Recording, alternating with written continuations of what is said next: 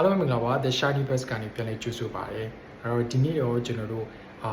EDN လေးတစ်ခုကျွန်တော်လေ့လာကြည့်အောင်။အဲ့တော့ EDN လေးကတော့ under the weather ဆိုတဲ့ EDN လေးဖြစ်ပါတယ်။အဲ့တော့သူ့ကိုဓာတ်ရိုက်ပတ်သက်ပြန်ရင်တော့ကျွန်တော်ဒီရာသီဥတုအောက်မှာဆိုပြီးတော့ကျွန်တော်ပြန်ကြတယ်ပေါ့နော်။အဲ့တော့သူ့ရဲ့အဓိပ္ပာယ်ကတော့ under the weather ဆိုတာကျွန်တော်တို့နေထိုင်မကောင်းဖြစ်တာမျိုး။ဒါပြောနေထိုင်မကောင်းဖြစ်ချင်လို့မအီမတာဖြစ်တာမျိုးပြောချင်တဲ့အခါမျိုးမှာဆိုရင်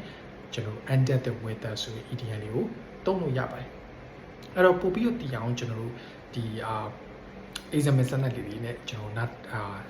လေ့လာကြည့်အောင်ပေါ့နော် okay အဲ့တော့ပထမဆုံး example စနစ်ကြတော့ I was feeling a bit under the weather I was feeling a bit under the weather yesterday but today I'm feeling much better today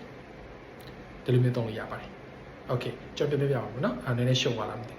I was feeling a bit under the weather yesterday, but I am feeling much better today. တော့မနေ့ကကျွန်တော်နေထိုင်မကောင်းကျင်လို့ဖြစ်တယ်ဖြစ်ခဲ့တယ်ပေါ့နော်အဲ့တော့ဒီနေ့တော့ပို့ပြီးတော့ကောင်းလာတယ်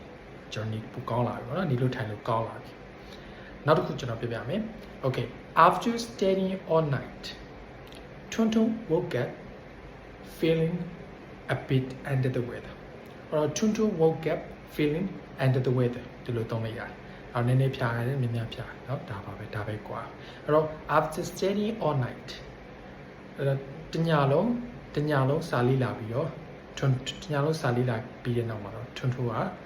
เนาะမအီမတာဖြစ်ပြီးတော့နိုးလာတယ်ဒီလိုမျိုးလေးပေါ့နော်။အဲ့တော့ under the weather ဆိုတာနေထိုင်မကောင်းဖြစ်တဲ့မအီမတာဖြစ်တဲ့เนาะဒီလိုမျိုးနေမကောင်းဖြစ်ချင်တာပြောချင်တဲ့ခါမျိုးမှာဆိုရင် under the weather ကိုသုံးလို့ရပါတယ်အဲ့တော့ဒီနေ့ကတော့ဒီလောက်ပါပဲအဲ့တော့ဒီလိုမျိုးအင်္ဂလိပ်စာသင်ခန်းစာတွေကိုပို့ပြီးတော့လေ့လာကြည့်နေဆိုရင်ကျွန်တော် The Shiny Bus